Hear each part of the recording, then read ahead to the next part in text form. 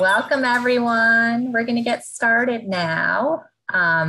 Thank you so much for joining us, everyone. It's great to see some familiar faces and some new faces this evening. I'm Katie Arnold, the Executive Director of the Sibling Leadership Network, or SLN for short. And at the SLN, we're dedicated to providing siblings with information and peer support. We just came off 2 days of our national conference where we had over 275 people registered from 35 states and 13 different countries, including Rwanda, India, Japan, Portugal, Kenya, Nigeria, Slovenia, Ireland, Canada, Australia, Taiwan, the United Kingdom, and Brazil. It was amazing. And I know we have some people tonight who are international as well, which is super exciting. And at our conference, we really created a community of support for SIBs. By a show of hands, either your virtual hand or your real hand, how many of you were able to join us for our main conference?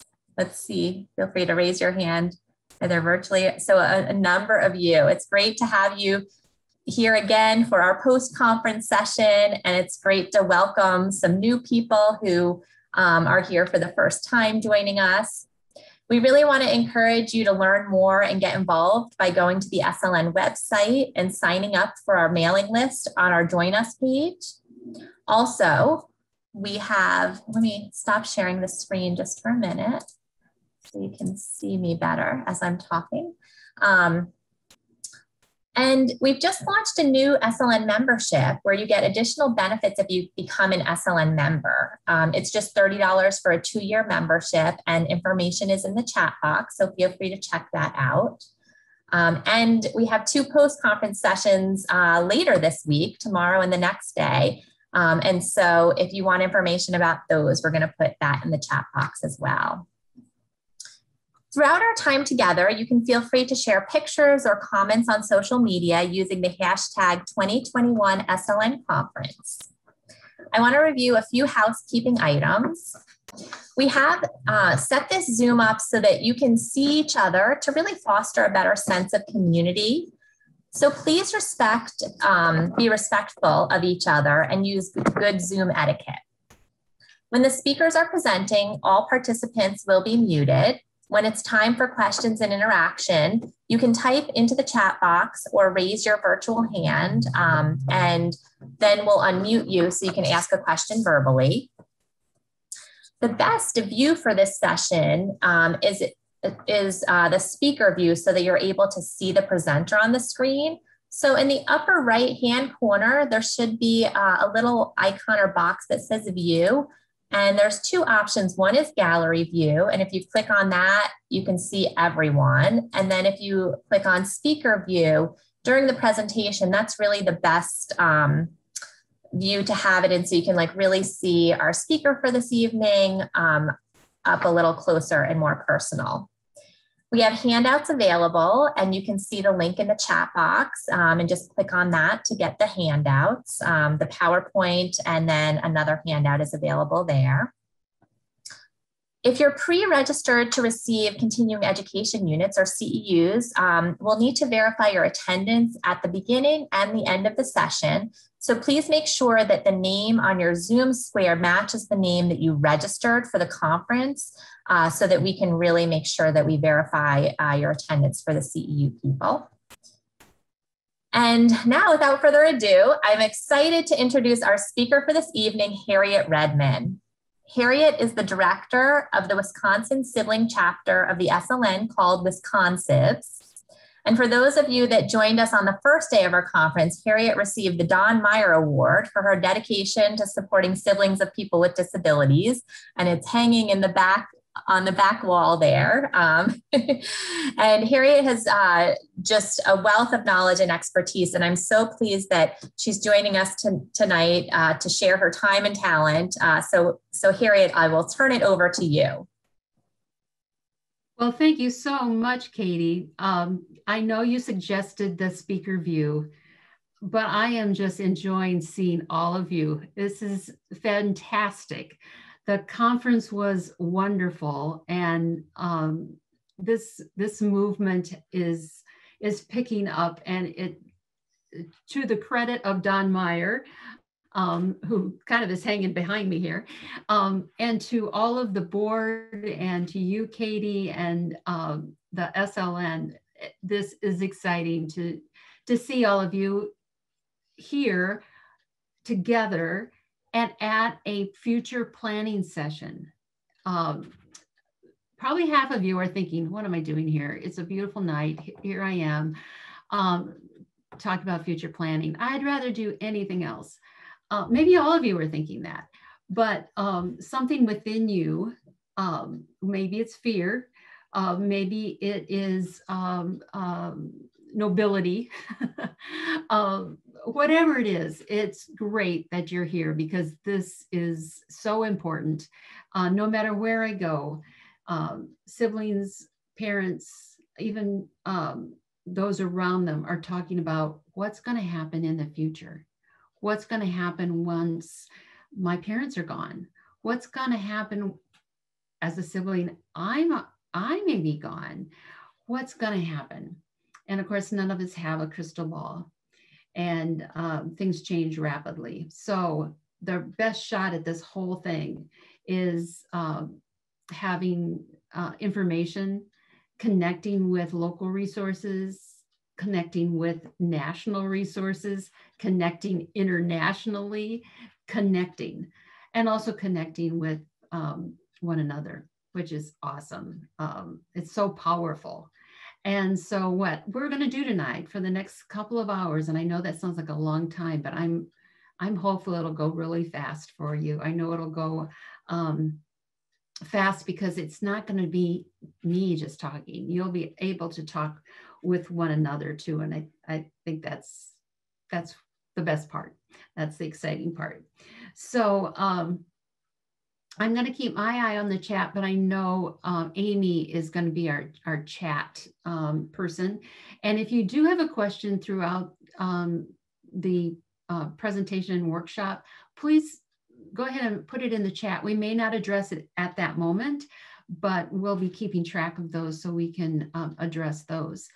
We'll have some polls, hopefully, if we got the technology figured out, so that you'll find out not only what you're thinking inside, but you'll find out what other people are thinking that are on this call. We're also going to do some breakout rooms. And I know during the conference, those were really appreciated, because that's the chance for you to connect with each other. And of course, our topic is going to be on future planning, but future planning tends to get into lots of different topics. So it'll be fun to meet each other and to find out what's on your mind, and find out what information you have to share, as well as some insights that I'm pleased to share with you tonight. I'm going to go right into, I know there was one thing I wanted you all to do before I got into the PowerPoint. And I just alluded to it. And that is, I'd like you to think of 1 or 2 words that describe your thoughts or feelings as you come into this session on future planning, or your thoughts and feelings about future planning. In 1 or 2 words.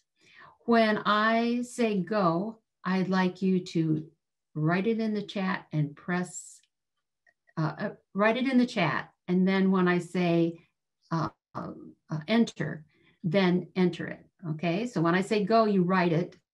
When I say enter, you enter it. Okay, go. What's your 1 or 2 words? Enter. If you're watching the chat, it's amazing. Wow. Are you noticing some of these words? Anxious, fear, insecurity,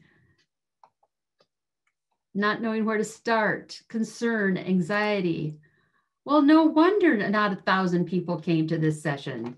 Those are the words that they are thinking about with future planning. Terror. Oh, yes.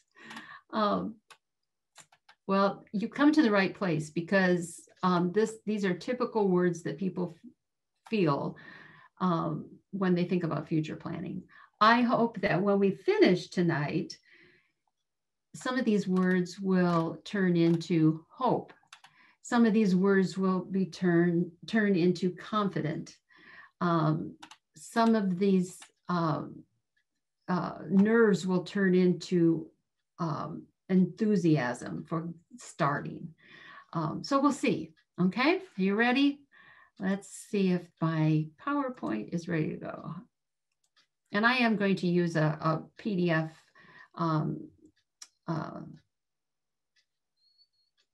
platform here rather than PowerPoint, because it allows me to see you all much easier.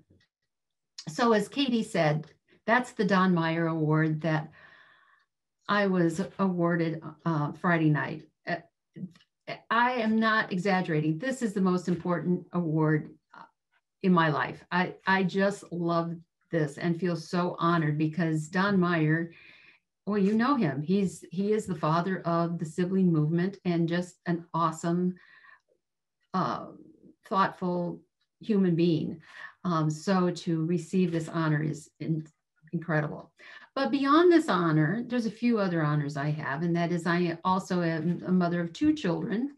Philip is 28. He has a rare chromosomal abnormality that keeps getting a little stranger as they learn more about the genome. But his sister, Christiana, and I'll allude to them several times, she's 31. And she has been from the beginning of my venture into supporting siblings. She has been my inspiration. And as a sibling, as my child, she's also been my most honest critic. So I appreciate that from her most of the time. But like any parent, you get lots of criticism from your kids. And I tell parents when I'm doing these sessions with siblings that they should be listening to those criticisms, because there's always a little truth, if not a lot of truth, in any criticism, whether you like it or not. My background is education, and particularly adult education. Some of you are familiar with Purdue University. That's where I got my master's degree, so boiler up. And finally, as Katie said, I'm the founder and executive director of Wisconsibs. Now, I'm aware some of you came strictly to find out one piece of information about future planning. I know some of you are interested in what Wisconsibs is and how it developed as a chapter. I know some of you couldn't care. So this is going to be a little bit of a lot of things so that we can address as many interests as possible. So first off, I'm going to tell you a little bit about what Wisconsibs is. As Katie said, we are the Wisconsin chapter of the Sibling Leadership Network. And we got this going back in, well, really 1996, but we didn't become a nonprofit until 1998. And it was all because of that son of mine who was born in 1992. And when he was born, I was concerned about how I was going to parent a child with a disability and their typical sibling. I had no clue. So I was looking for information and I couldn't find any. There wasn't any research that I could find. There were no books. There were no manuals, no videos. And this is back in the day before there was Google. So there was no looking it up online. It was all a matter of making phone calls, talking to people, keeping my eyes open. And I finally found a book called Sib Shop, sitting right there on the shelf at Barnes & Noble. And I sat down and I read it from cover to cover. And it was written by Don Meyer, who was describing the sibling experience. And I thought, oh, this is what I was looking for. And this program called Sib Shop, which was for kids, and it wasn't therapy. It wasn't, gee, ain't it awful kind of messaging. It was, we're in this together. We are stronger. We are positive. We are acknowledging that there are challenges. We're acknowledging that there are joys to having a sibling with a disability. And boy, did that turn me on. So I didn't set out to start a nonprofit. I had plenty to do and I had a great job, and I had no interest whatsoever in starting a nonprofit.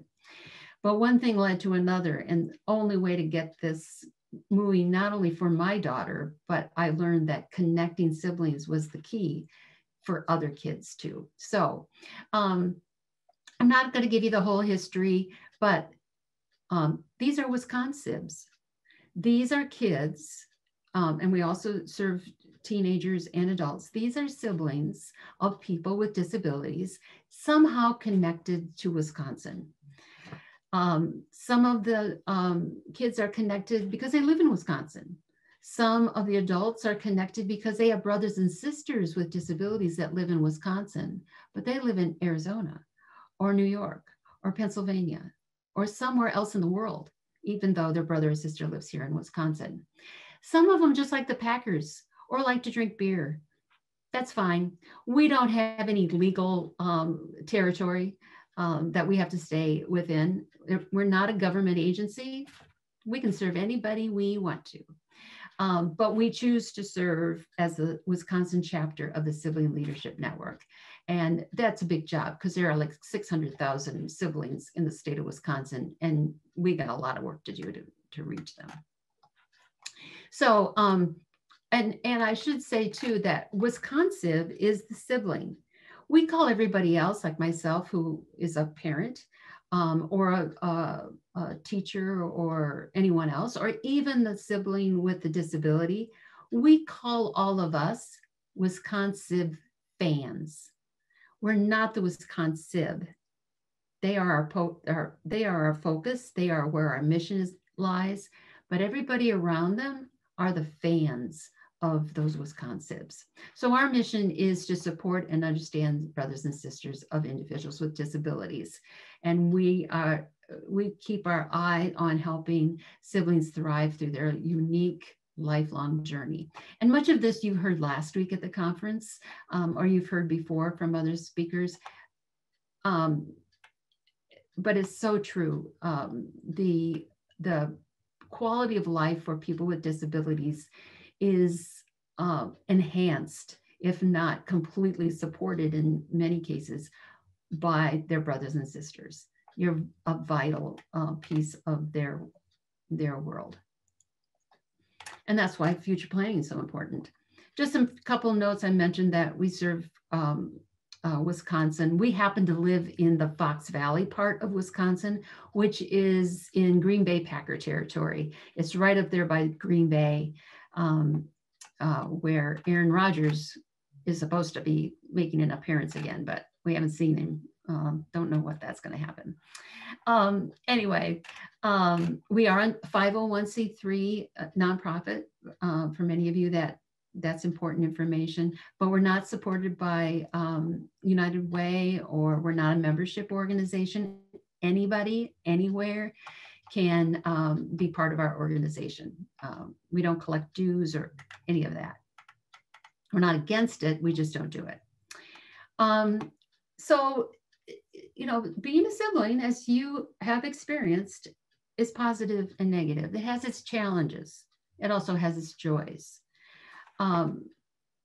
Brothers and sisters today, they grow up with each other. That's different than it was 50 years ago. I think we may have all met siblings at the conference who didn't grow up with their brothers and sisters because their brothers and sisters with disabilities were in an institution.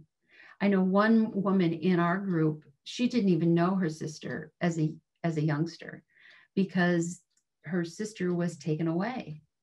And she didn't learn that she even had a sister for quite some time.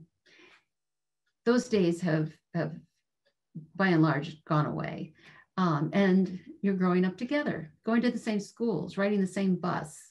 Or if not the same school, you're at least in the same neighborhood and in the same household. And that's a wonderful thing. It's also a challenging circumstance. A lot of us expect to be caring for our brothers and sisters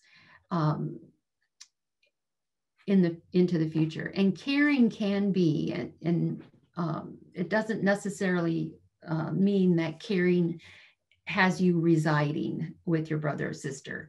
It may be you're the person who every week makes a phone call and checks in on them, or every day. You may even read a story to them every day. Some of the siblings were telling me about how they read stories to their brothers or sisters, especially over COVID. They read stories over the phone or FaceTimed.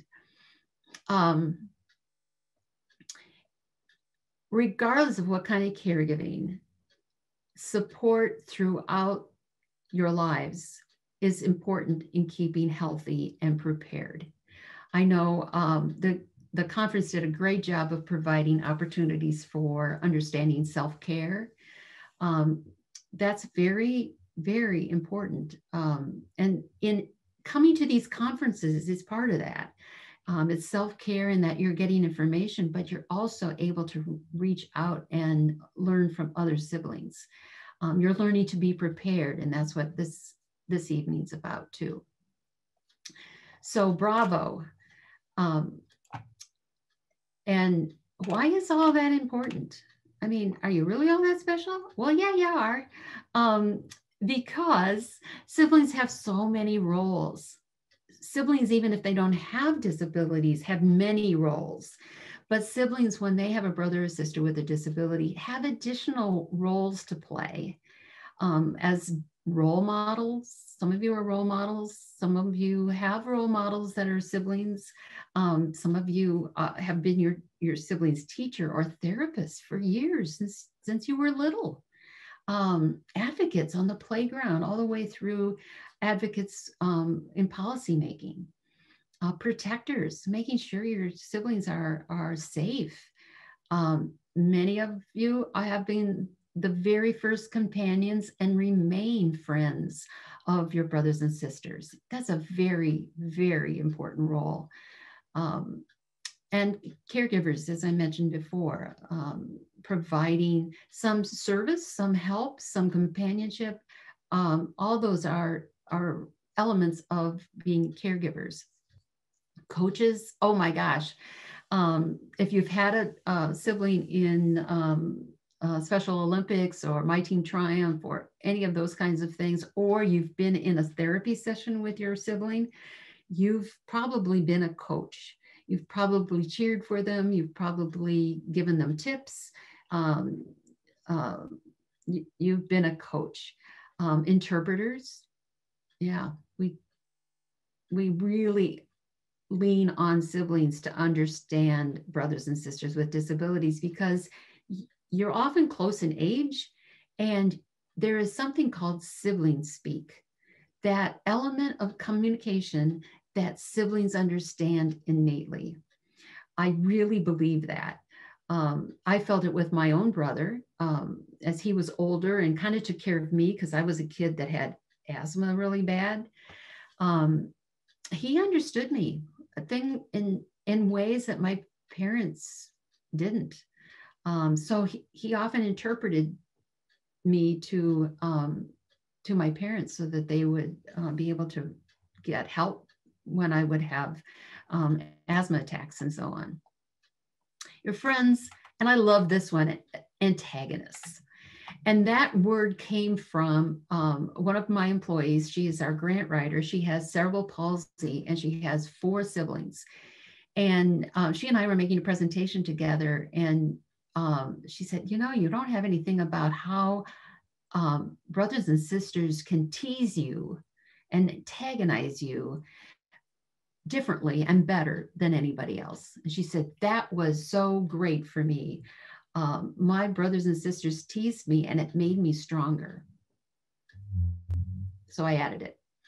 But the key here is that those roles are played by siblings longer than anyone.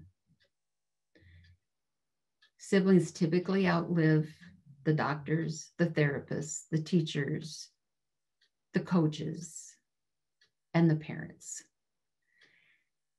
And in most modern history, the sibling journey is also longer than any time yet, because of the fact that there have been so many medical advancements that people with disabilities are becoming aging adults. They're living into their 60s and 70s, when years ago they may not have survived childhood. And currently there's over 700,000 people with developmental disabilities who are age 60 and older. That's modern history. And in less than 10 years, that number is going to double. And we're going to be here to see that. Just think about, how old are you going to be in 10 years? Don't think about it too long. The other reality is that you're part of a bigger group. You're part of that club sandwich generation. And you know what that is. I could open up the mics and you could all repeat it together. That is the generation that's sandwiched in between your aging parents, your growing or dependent children, and then that extra layer of your brother or sister with a disability. So you may have friends who talk about being in the sandwich generation. You're in the club sandwich generation. And that makes you unique and important that you're here tonight, and that you're here for conferences and connecting with siblings regularly. So Katie, we're going to have our first poll. And what we're going to try to find out tonight is who is on this journey. So if we're talking about siblings and the future planning, we're calling that journey forward. We'd like to know who's here. So the question is, when it comes to future planning, I have, and you can check more than one, I have not been involved in any future planning with my sibling up to this point. I have attempted future planning with little or no success. I have done future planning and need to update or revisit. I have an interest in conducting future planning programs with other SIBs in my area. Or I have other family members, your parents, your spouse, other siblings, etc., who would benefit from future planning, including my sibling with disabilities. So go ahead and have at the answers.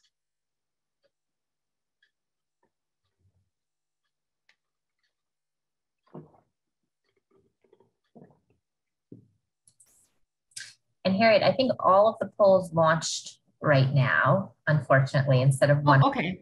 So I wonder if we can. Some people are filling out the other portion. Okay, yeah, we'll just give them time to do that then. Yeah. And Harriet, this is Amy. I see a question in the chat box asking, do you mean future planning for yourself or future planning for your SIB? Well, they're both related. So I'm going to give a really wishy-washy answer. I'm going to say yes, any and all, yourself, your sibling, any future planning that you've been involved in.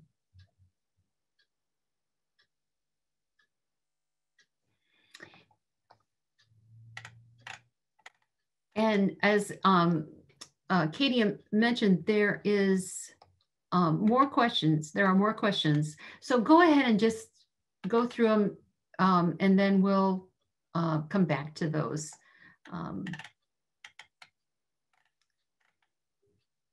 We're going to talk about 5 factors of future planning. So those questions about where you are on each of those 5 factors, that's the next set of questions.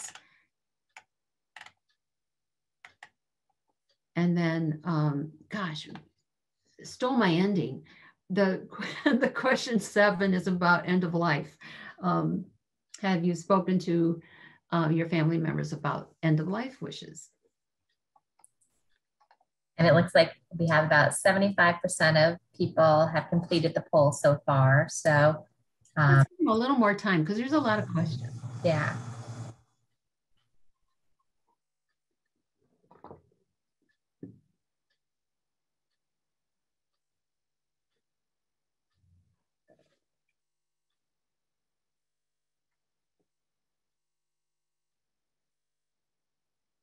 let's see if we can get it to 90% at least. Okay, sounds good. We're at 82% now. We do have one or two callers coming in from the phone, just to let you know. And then Harriet, you, Katie, and I haven't probably voted, or maybe we have. I shouldn't speak for the two of you. I don't think I'm eligible. I don't think I have a mechanism. And Katie probably doesn't either have a mechanism to actually vote. Great. Well, let me go ahead and end the poll now.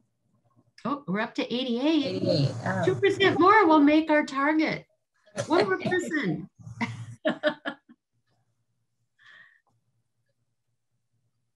Close enough. There you go. Do you want me to share the results, Harriet?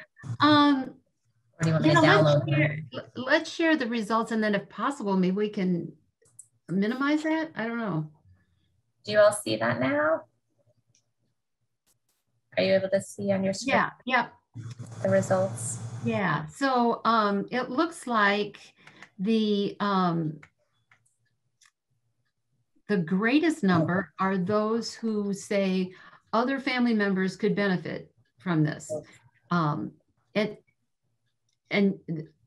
no truer statement has been made that future planning is not just for you, and it's not just for your sibling with disabilities. It really involves not only family, but other support, other people in your community. So kudos on acknowledging that. And I see the next one is I've attempted with little or no success. Later in my slides, I will have a picture of what people expect success to look like. They expect it, and I agree, I expect success to be straightforward.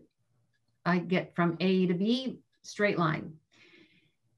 What happens in reality is success is often a very windy and you do a lot of twists and turns for your final destination.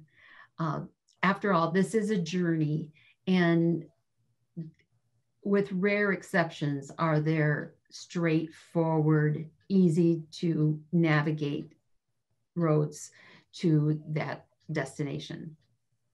So you're not alone. Those 40% that say, I tried this, but I wasn't very successful. My biggest advice there is redefine success. If you made progress, that was success. If you learned something from a mistake or a decision you wish you would have made differently, you were successful. That's my best advice for you, is just redefine it. Some have not been involved, and some are actually interested in helping other siblings with future planning. Excellent. I am not an attorney. I am not a financial consultant. I'm an educator. This session won't get into those details, but if you know someone, especially if you know siblings who are professionals in those positions, get them engaged. When we do our future or our Journey Forward workshop, we engage those professionals, and it's a much longer workshop than a 2-hour online session. It's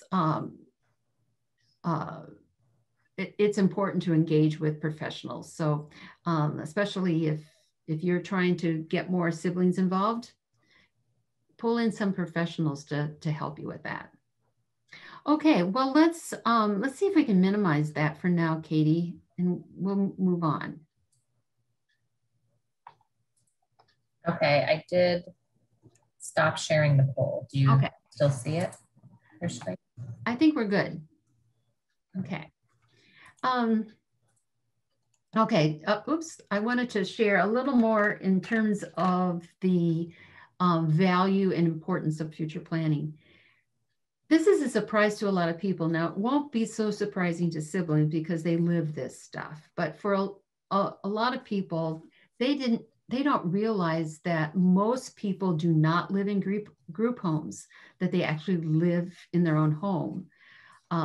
So only 1 out of 4 people with developmental disabilities in the US live in a group home or facilities. If you're not connected to a loved one with a disability, you probably think, oh, everybody just, you know, you graduate high school and you go into a group home. That's how it works. Yeah, it doesn't work that way, does it? When they're living at home, sometimes that's with parents, sometimes that's with a sibling. Sometimes it's their own home, and they may seek out support. But if they're living with their parents, 1 out of 4 of those parents are age 60 and older. And I'm going to tell you, I'm one of those. I'm over 60 and our son lives with us. That's not exactly the way we saw our future, but there's lots and lots of reasons for this fact. It's complicated. I would suggest if you're a sibling and your parents are still have their brothers and sisters, still have their children at home, it's a great thing to talk about. I would avoid blaming or criticizing because there's lots of reasons for those people living at home yet. And your best strategy will be to learn what those reasons are. And just like you don't want your parents to make assumptions about you, your parents don't want you making assumptions about them. So what's next? Oops, there we go. Well, there's the future is next. And part of that future as the adults become older is caregiving. And I don't know about the other countries, but here in the United States, we're in a caregiver crisis. There are not enough caregivers. They don't get paid enough to stay in the business. And it's hard to find respite. It's hard to find caregivers for our loved ones. And what results is family is even more called upon to provide care. And that can be grueling because again, this is a lifelong journey, and caregiving can be years. It can be long, and it can take a toll on a person's mental health as well as their financial health. And it kind of looks like this. Adult siblings become the next generation of caregivers when parents are no longer able or caregivers are no longer available. And usually, and I noticed this in the gallery shots too, it falls on the oldest female. That's probably not news to you, but it's important to be mindful of that. And it can have financial implications. Women caregivers are 2.5 times more likely to live in poverty and have 5 times more likely to receive SSI themselves. 76% of sibling caregivers make less than $50,000 a year because often it is a choice, a career choice or a job choice caused by the need to also be a caregiver or also to be available for caregiving.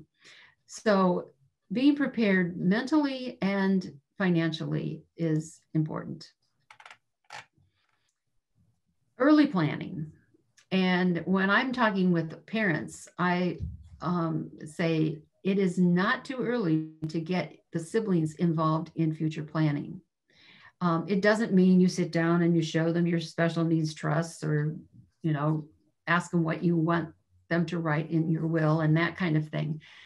But you start talking about what is the future? What do you want to become? What do you think your brother or sister with disabilities wants to become? Let's ask them. Let's involve them. Because early planning reduces stress. Rather than building up fear, it helps reduce stress. It also is a fact that reducing stress on a full-time working individual who is a caregiver of an adult avoids a lost productivity equal to over $2,100 a year. That's significant. All right. So this is a question that parents often ask. When do siblings get involved in future planning? Or a parent might be asking, when do I get the siblings involved in future planning? Well, I tell parents, they're going to get involved in future planning, whether you feel you control it or not, because their minds are already thinking about the future. And I'll give you a personal example. One of the reasons that I felt so strongly that siblings needed some support through programming and peer support and information is because when my daughter Christiana was 7 and her little brother then was 4, we were playing soccer. Now, her brother was in a walker at age 4. And so playing soccer wasn't your traditional method. Instead, I would roll the ball to him, and Christiana chose to get involved by helping, by picking up his ankle and helping him kick the ball. So we had this little game going. I would roll the ball to Philip, and Christiana stood behind him, pulled his ankle back, and helped him kick the ball. And we did that quite a long time. Everybody was having a good time. So this one particular moment, though, I was rolling the ball to Philip, and instead of reaching down to grab his ankle, she stood up straight, looked me in the eye, and she said, "When you and Daddy die, am I taking care of Philip?" And bingo, I thought, oh my goodness, children do think about this stuff. At age 7, she's 1, thinking of my demise, and 2, already concerned about Philip's welfare as he gets older, because at 7, she innately understood he would never be completely independent. And he is quite disabled. He needs caregiving 24/7 and always have someone with him. So I thought she would ask that question when she was an adult, maybe 18, 19 years old. I didn't expect it when she was 7. Since then, I've talked with a lot of little kids, and they all have it on their mind at some point. What's going to happen in the future?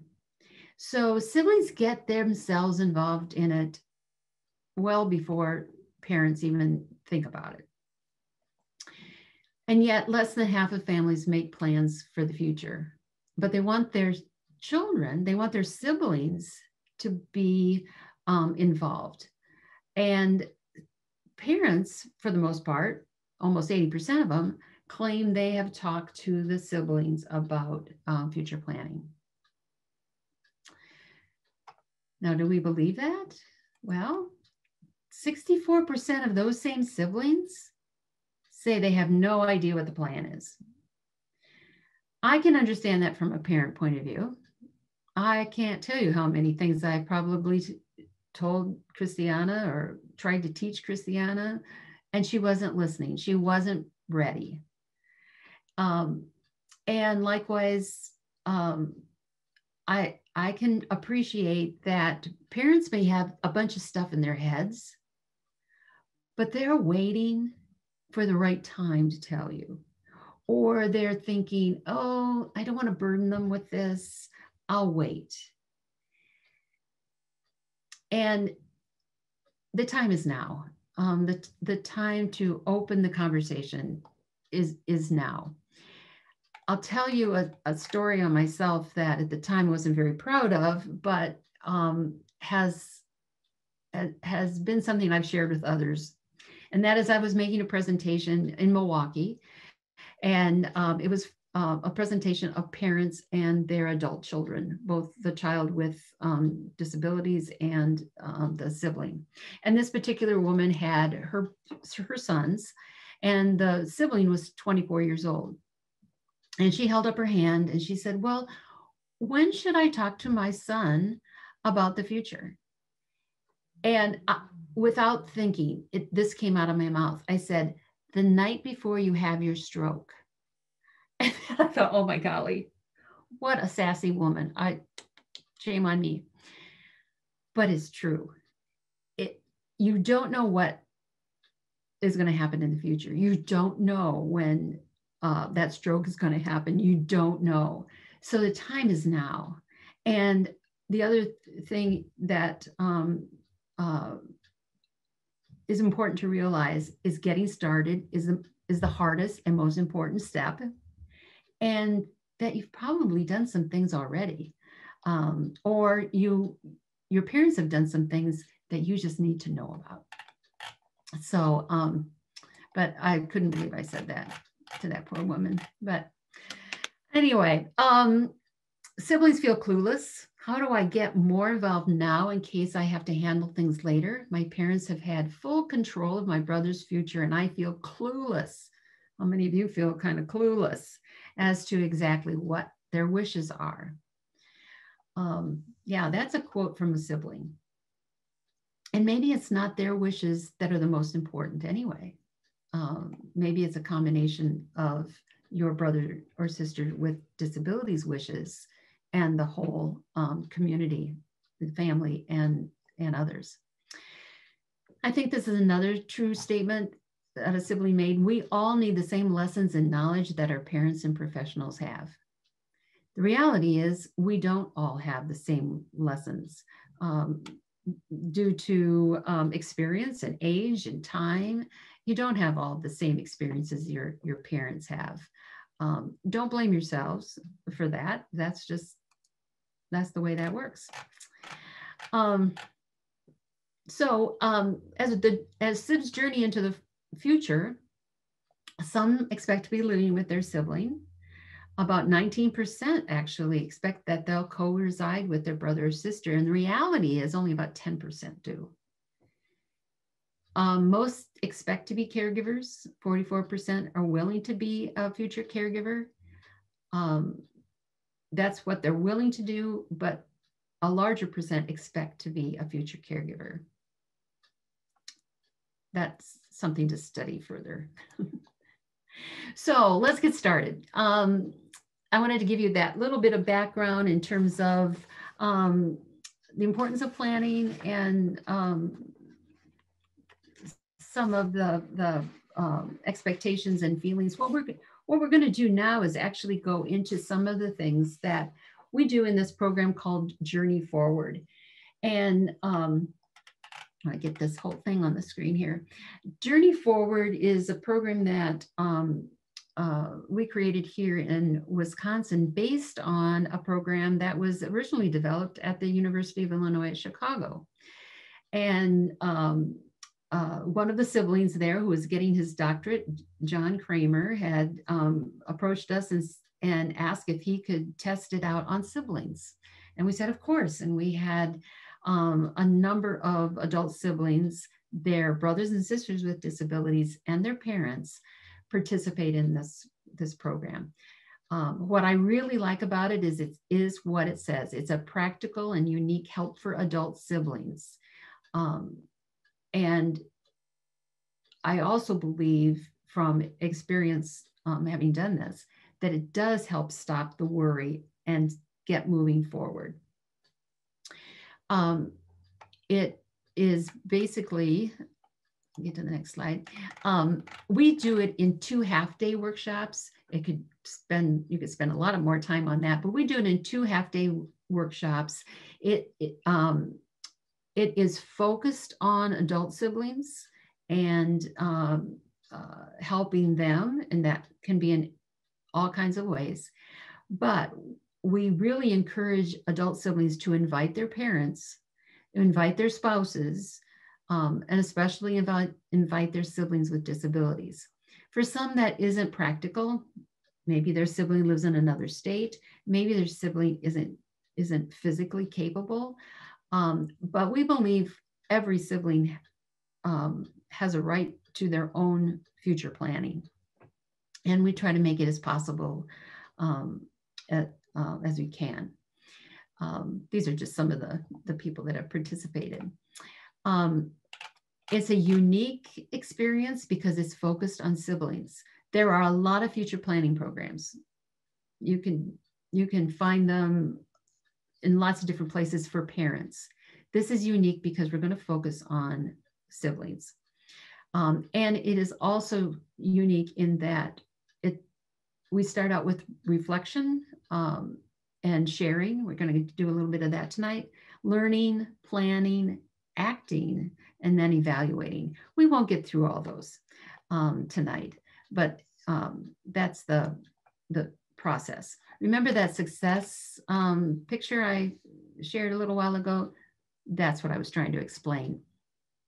That if you've made progress on that line, you're headed towards success. But success often looks like this. It can feel like a jumbled mess, and it usually is. But it's still success. And it might take you a lot longer. If you've ever built a house, or you've ever done a building project, or even a project at work, and you thought, oh, this will take 3 months, and 2 years later, you're still working on it. That's pretty typical.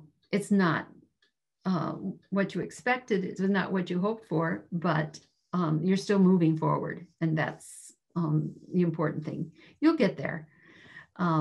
It may not be the path that you expected, but you'll get there.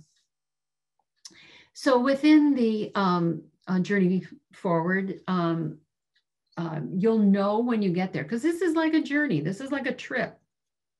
You know you're going to get there. And you'll know you're there when you've identified some barriers. You've identified a plan of action, and that is through assessments and person-centered planning. And there was some great sessions on that during the conference. You've had conversations with other siblings. You've identified some professionals that can help you discover the financial and the legal tools. And then you've also found some local resources. I can't help you so much with your local resources, but they typically are in your county systems or Google. Great way to find out things too. And you're going to have developed some strategies for some family teamwork, some communication, and preparing for change. One of the tools that you have in your handouts is called a letter of intent. Again, letter of intents are very common. You can Google letter of intent and you'll get a gazillion of them.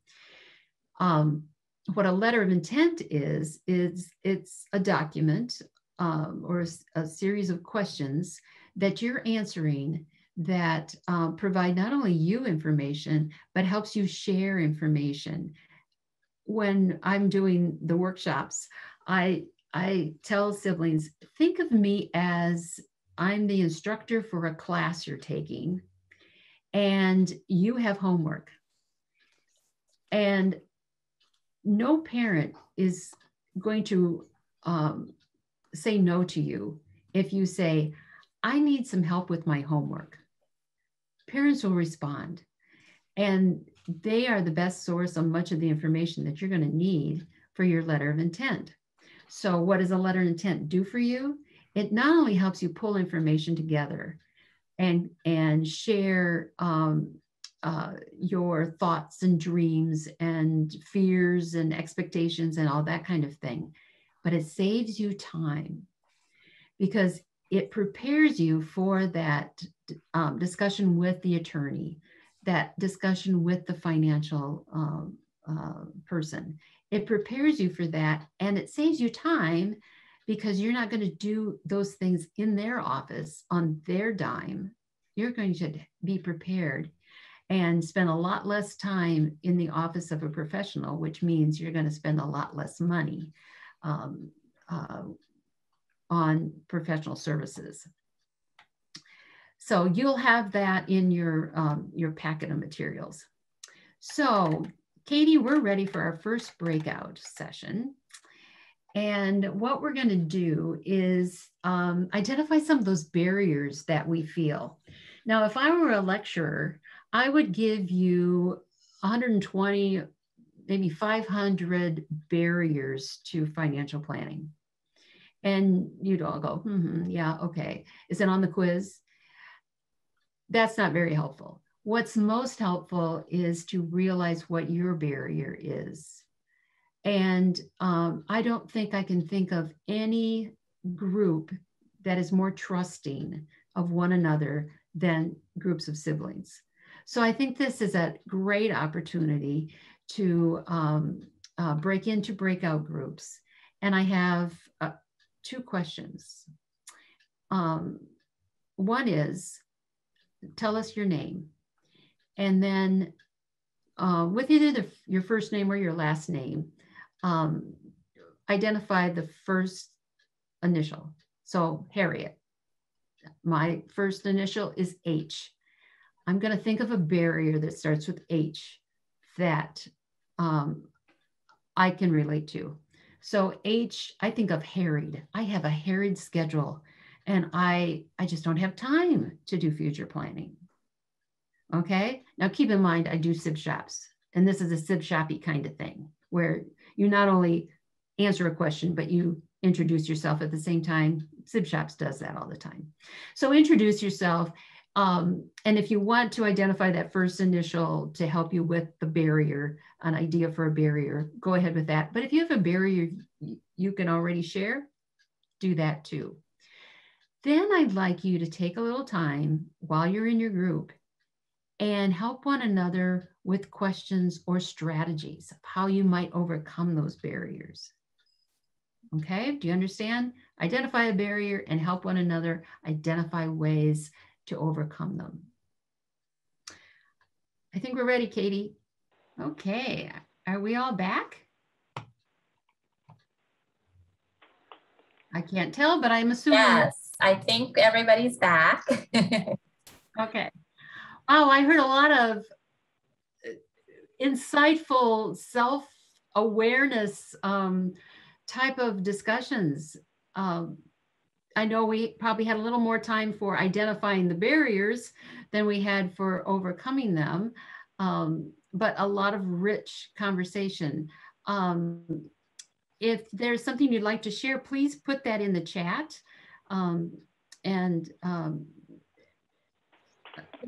If there's anyone that you want to unmute to share, feel free. Yes, feel free to raise your hand if you want me to unmute you, and you can share verbally.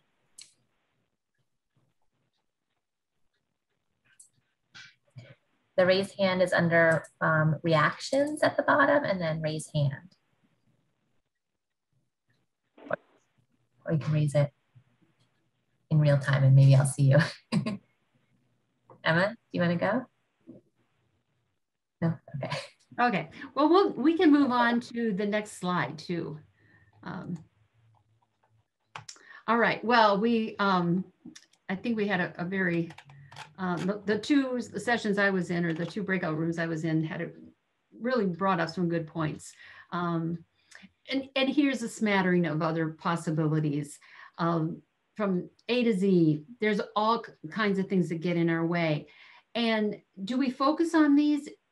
Yes, we do, because when we are mindful of what's in our way, we can develop strategies to get them out of our way. Harriet, I do see somebody who has the raised hand. Okay. Hand raised. So Sophia, I'm unmuting you, so feel free to go. Hi. Sorry. Actually, I did that accidentally, but I'm here. Okay. Well, I was in room 2, and I was actually just typing our information into the chat that we had Barbara, whose barrier was blocked, Katie, whose barrier is cooperation, Jasmine, whose barrier was jealous, Mayu, and I hope I'm pronouncing that correctly, whose barrier was mother, Mayumi, and I hope I'm pronouncing that correctly, whose barrier was mad, and Safia, me, whose barrier was social connections. And I love the cohesiveness of our conversation. And correct me if I'm wrong, ladies, I think that we all came to the realization that overcoming those barriers, there has to be a buy-in. So, and in the buy-in, you have to put yourself in, not just the person with disabilities place, but you also have to put yourself in the place of the sibling to truly understand from the sibling's eyes and the sibling's perspective. We talked about siblings attending IEP meetings. And that's something that, although I'm a sibling of adults, I'm also a parent of adults as well, and an aunt of an adult. And I had my children involved in the guardianship hearing, and in the process, it never dawned on me to have them involved in the IEP meeting. In the meantime, as the sibling, I've been involved in the IEP meeting. So stepping outside yourself and really just putting yourself on the ice outside and externalizing the process, and not always internalizing the process, to truly make it about the individuals and not just about ourselves. And I hope I did our group justice, ladies. See, you guys are brilliant. Give you time to come up with those things, and it is brilliance. You have the answers. It's kind of like Wizard of Oz. You have the answers inside. Given the opportunity to share them, given the opportunity to take a moment and think them through, you have the answers. You know your way home. You know how to get to that destination. But it does take connection, and it does take that opportunity to hear the perspectives of others to better understand your own. So that was, thank you for sharing that. That was great. And I think there was a note in the chat about this Journey Forward workshop thing that I was talking about. When I usually do this, it is in person, and parents with their siblings, with the brother or sister with a disability, spouses, all that are part of the team are there. And they're very nervous because this is perhaps the first time they've been in a room together to talk about this topic. And we really spend a lot of time on understanding the perspectives of one another. Because until you can get outside of yourself, like you said, you don't make any progress. And getting the perspectives of others helps the whole team understand you're on this team together. Putting parents, pitting them against yourself or vice versa doesn't help. You're on the same team. Pitting one sibling against each other, you're on the same team. And you wouldn't think of doing that on a basketball team. You all have to work together. You all work differently, and you each have a different role, but appreciating those roles and working together is the name of the game. All right, well, we need to move on. So I wanted to share with you, and that first poll, the second bank of questions had to do with these 5 factors. And this came up too in the group I was in for a short time. There's not just one aspect of future planning. It's all of these things. It's the financial, it's the family, and who is part of the team, who's going to be supporting now and in the future. Who are the possibilities?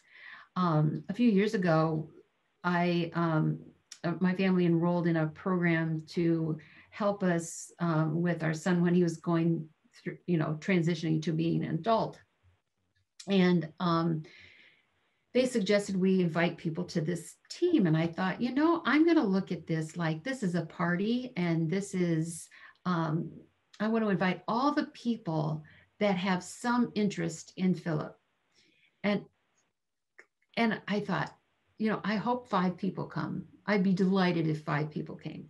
And I sent like 100 invitations to come to this meeting to be part of Philip's team.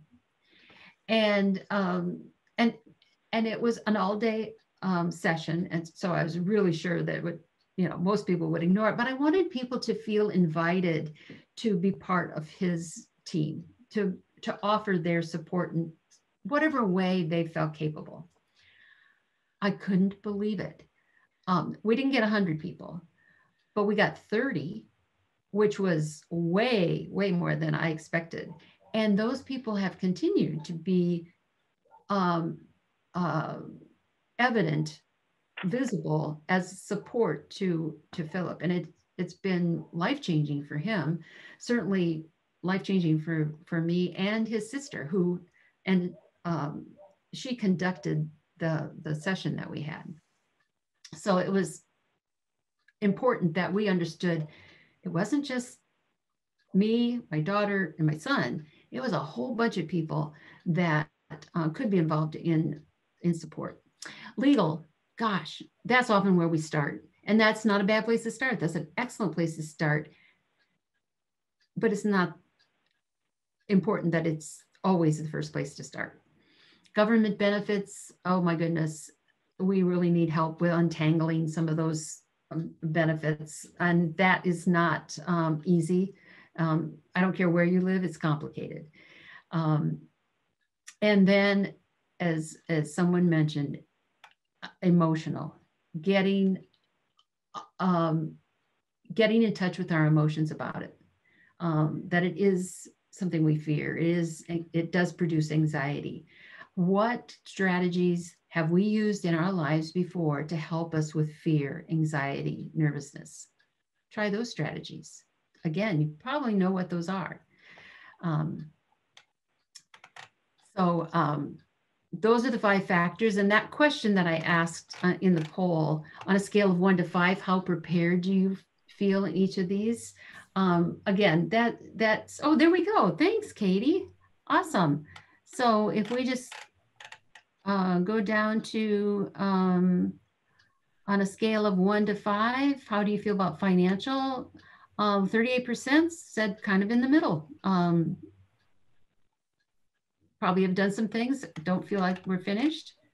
On a scale of 1 to 5 for family support, not quite as prepared as we feel in the financial end. That's interesting. I don't think it's rare.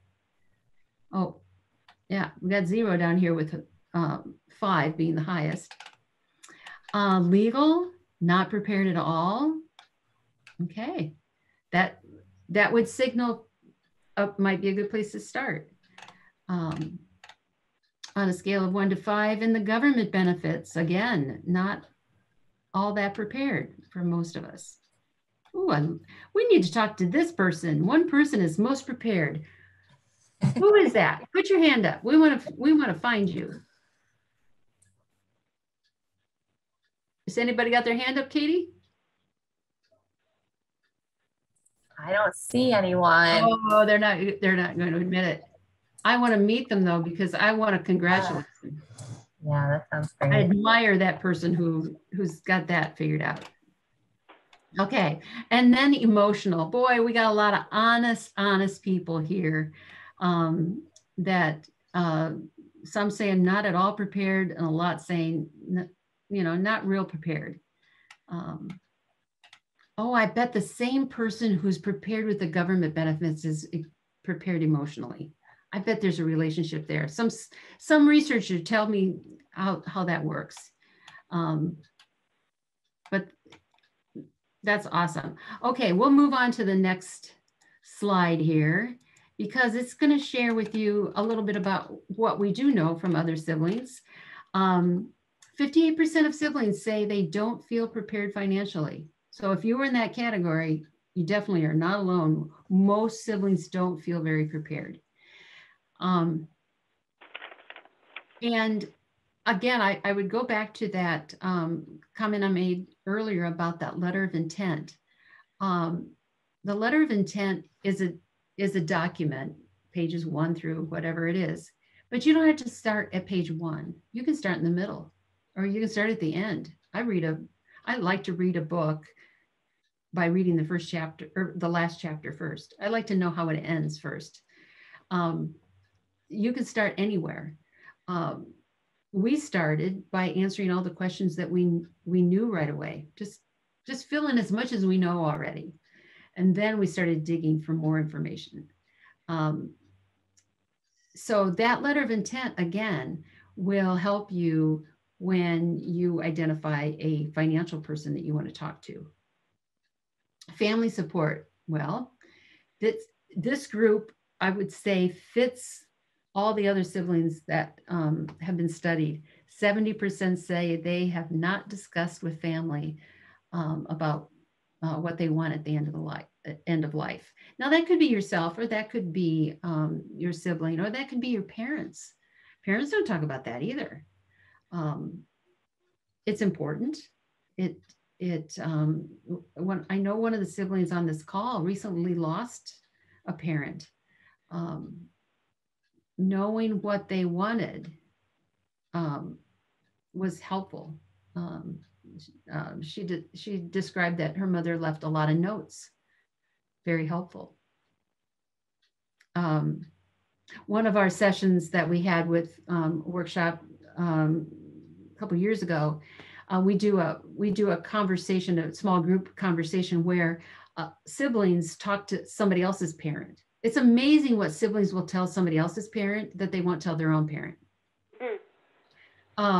It's much easier to talk to someone else, but not your own mother. And so it's a very freeing activity. But one of the moms spoke with this sibling, and she had lost her mother recently. She said, I wish I would have asked my mother more questions. And so for the mom hearing that from a sibling, the mom took away from that, oh, I bet my daughter would like to know more too. And it kind of opened her up to realizing that it is important to have that conversation with my daughter. I just had a conversation with somebody else's daughter. I should have that conversation with my own daughter. Legal, pretty much the same as financial. And who knows about government benefits except one person in this group, which is great. And the emotional, 34% of siblings say they don't feel prepared. Some of you might think that's a lie, that there's many more siblings that don't feel prepared than 34%. But that's what we know from a study. All right. Okay, so I know that there was a wonderful session on this during the conference, and this is an area of more specific planning that is really important. And that's decision-making, that guardianship or supported decision-making piece.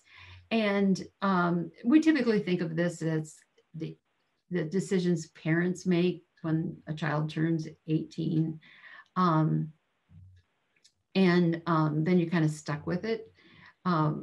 Whether you agree with the direction or not, there's reasons for you to ask more questions and talk to your parents about that. Or maybe some of you are guardians. Maybe some of you have started with the supported decision-making agreement. Here in Wisconsin, we have an actual document that can be used for that supported decision-making. And that's a very, it's becoming more popular to use that because it gives a person decision-making rights, doesn't take them all away like guardianship. So this is an area that you might want to talk to your legal people, or you might want to talk to another sibling and find out, how's that working? What's the good and bad parts of that? And I also know there was a session on ABLE accounts. Again, I'm not an attorney or a financial person, but dig into ABLE accounts. We recently set one up for our son, and it was fantastic during COVID because he got some payments that were extra payments that we didn't expect, and we just put them in his ABLE account and kept that from accumulating to the asset limit of $2,000. So that was helpful. But this is a special kind of savings plan. It's similar to the 529 college savings plan, that allows you to save money in an account. You're limited as how much money you can put into it, but you can also take it out. So it works just like a savings. If I have a friend actually who has a car, he has a disability, he is able to drive, but he was limited in how much he could save for replacing his car, repairing his car, all those bigger ticket items.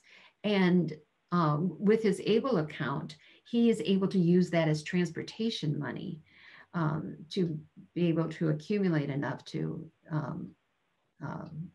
make sure he has transportation. So I really encourage you to look at ABLE accounts.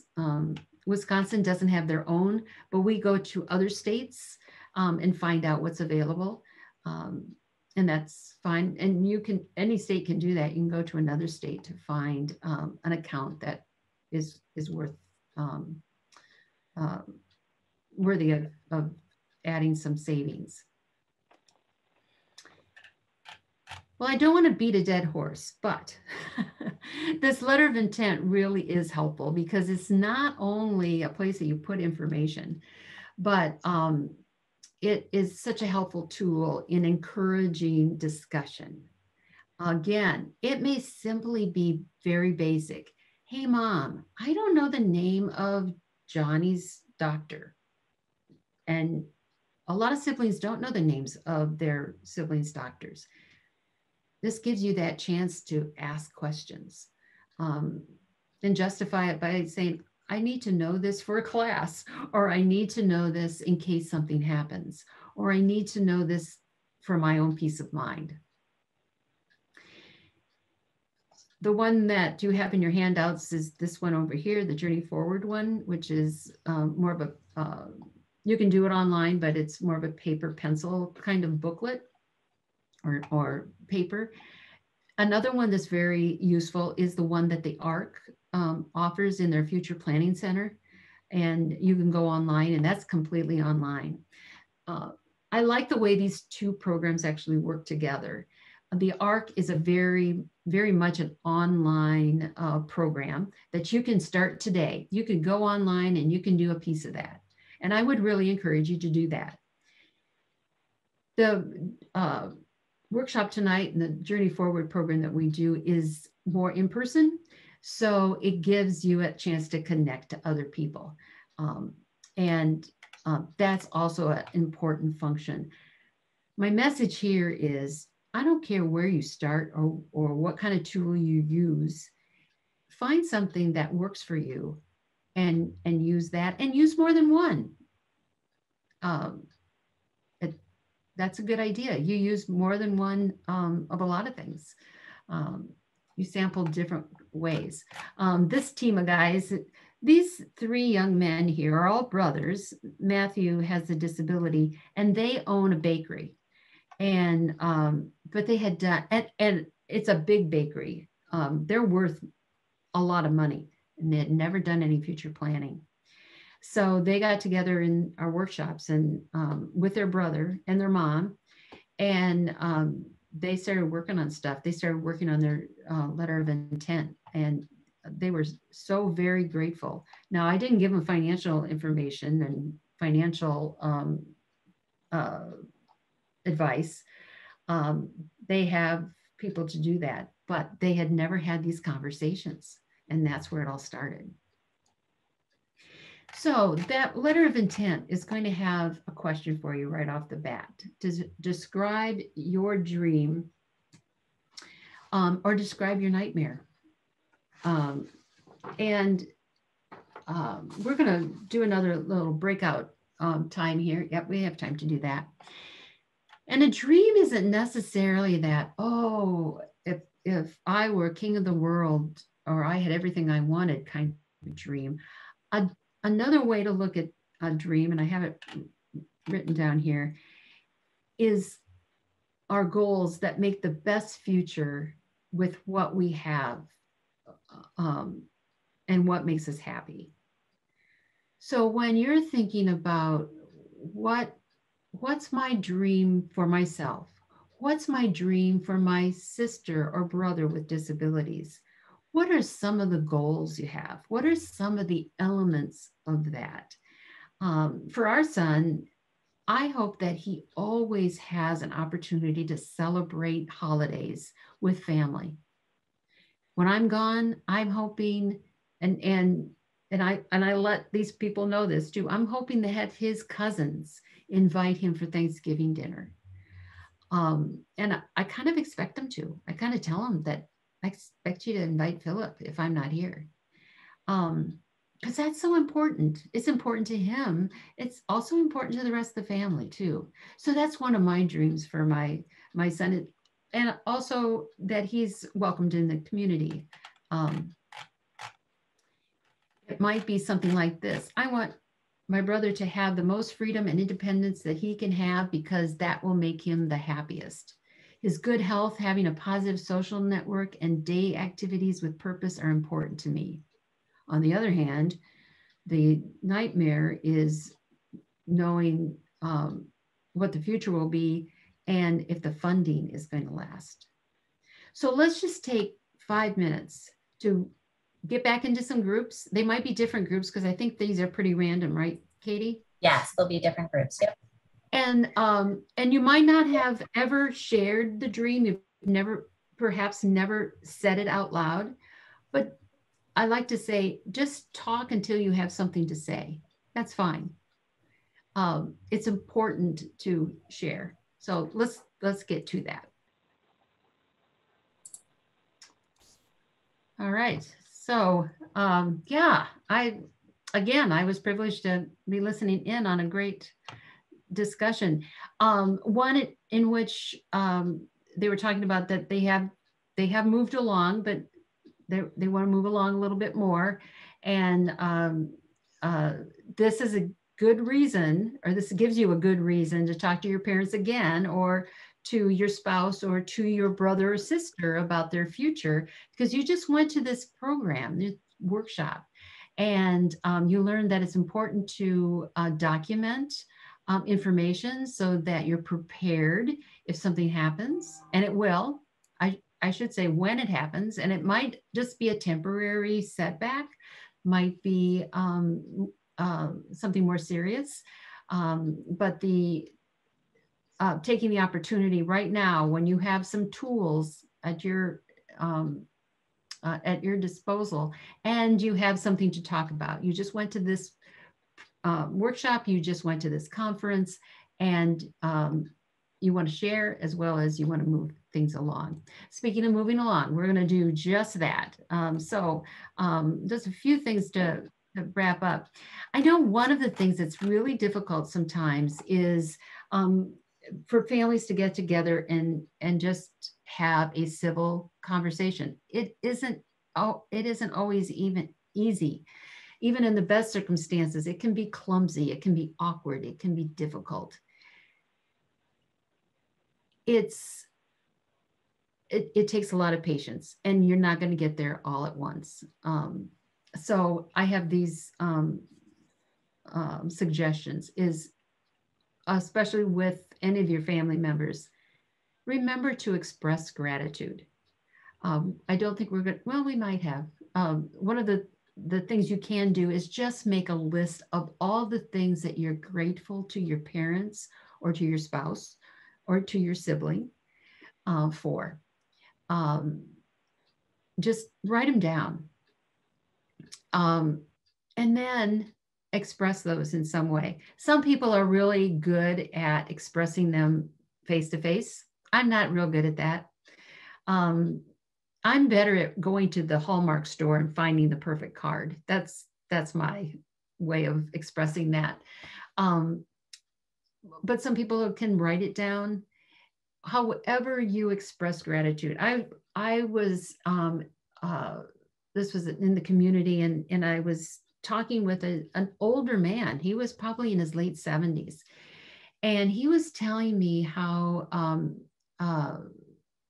guilty he felt and bad he felt about the fact that his sister was this was an aging parent that he was concerned about, and his sister was taking care of their aging parent. And he just felt bad about it, and he felt angry about it. His sister was angry with him, and I said, well, have you said thank you to her? No, why would I do that?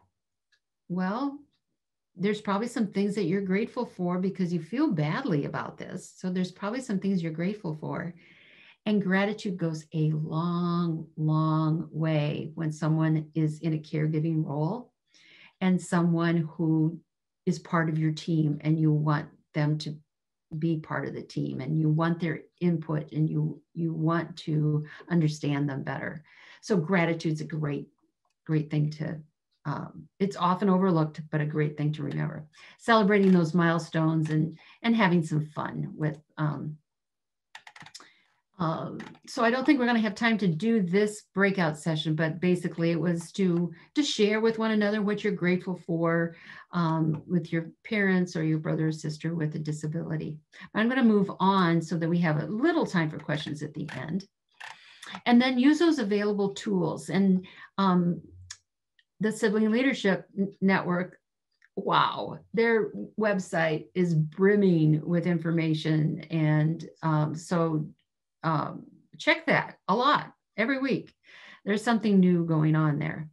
Some of you are probably looking for an attorney, and you can Google attorneys. There are networks of attorneys that specialize in special needs attorneys. This one is the Special Needs Alliance, and you can look up any state and it will pop up some names of attorneys who specialize in special needs. And I strongly recommend you find an attorney who is knowledgeable about the needs of families who have a person with special needs. Attorneys that are not knowledgeable, it's not good. Find somebody who has some knowledge. It'll save you money. It'll save you pain. It might cost you a little more upfront, but it's definitely worth it. Chartering the life course. This is another aspect of future planning. Housing, education, transportation, all those things are going to be important in the future of your brother or sister with disabilities, helping them navigate that life course. And Katie, is this one being offered tomorrow night? Yes. Yes. Okay. It all fits together. That's as important as the financial part. So those are good things to take advantage of. I think another one that I saw was Able Now, which is an opportunity to learn more about that ABLE Act.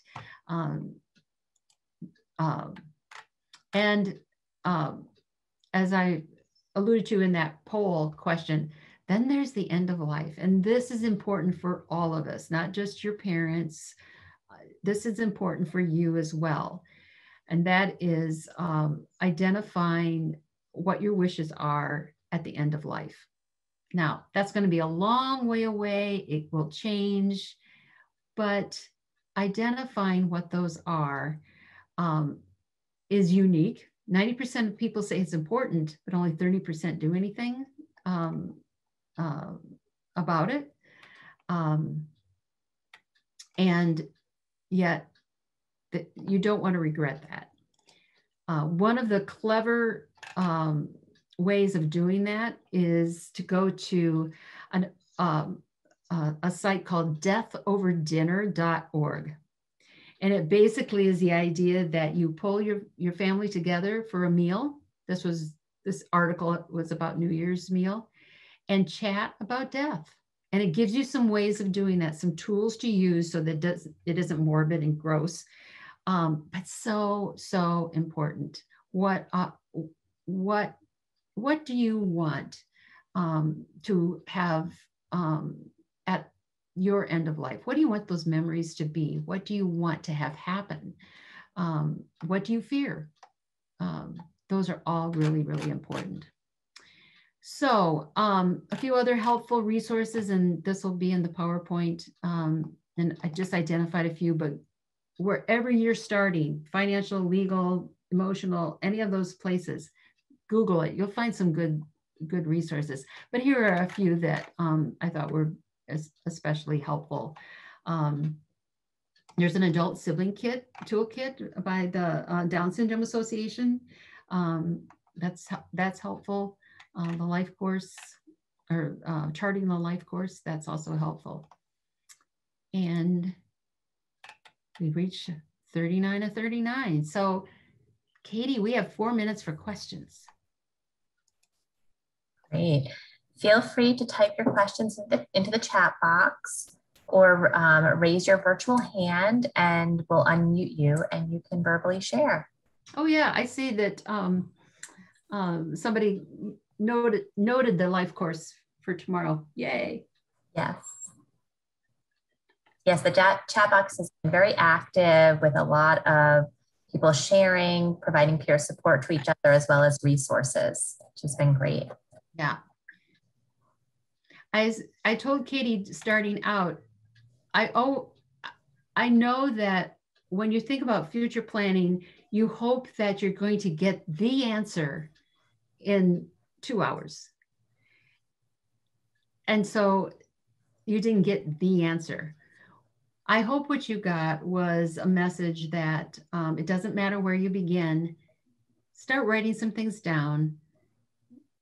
Use that letter of intent as an excuse or a tool to get your conversations going. And then, if nothing else, write down your own dreams, your own nightmares. And that way, by documenting that and understanding yourself, you can start to discover the ways that you can accomplish those goals and to overcome those barriers. That self-reflection is so important. We did have a question. Is it even possible to get the answer?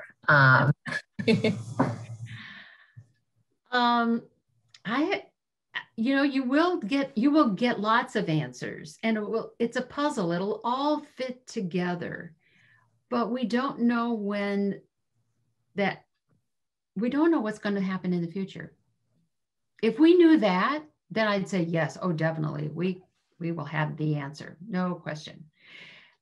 I have been doing future planning with my own family for years. Philip is 28, and we started well before that as just our own family will and future.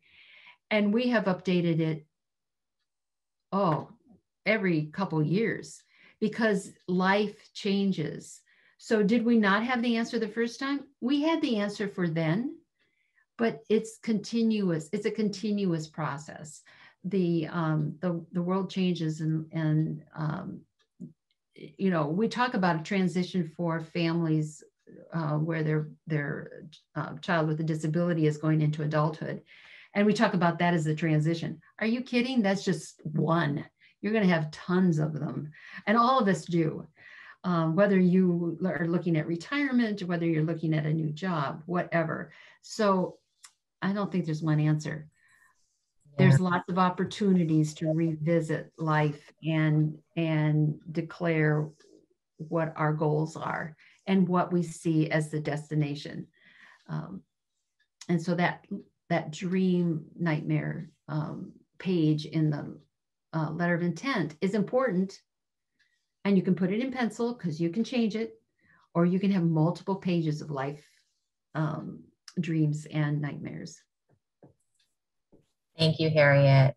This has been wonderful information. I feel like it's just the tip of the iceberg. It's been great to get more information today on future planning. Know that we're not alone on this journey. And, there's obviously more to the process, but this is a really good start. Being here today, you've all, participated in a good start for gathering information. Harriet, thank you so much for presenting this evening. I want to thank everyone for joining us tonight. We want to get your feedback, and we have a short conference evaluation that we ask you to complete. If you're going to attend another post-conference session, please wait and complete the evaluation at your final session. And we do have 2 more post-conference sessions this week. Tomorrow night is supporting and empowering families using Charting the Life course. Emma, who's on tonight, will be one of the presenters, along with Barb Safaris. And then Thursday night is supporting siblings in an international context. We have people from around the world that are presenting about that. And it's not too late to sign up. So feel free to see the link in the chat box for more information. If you are wanting CEUs, we have marked your attendance, and you'll be getting an email about 3 weeks after with your CEU certificate sent to you. Thank you all for joining us tonight. Have a great evening, everyone. Take care.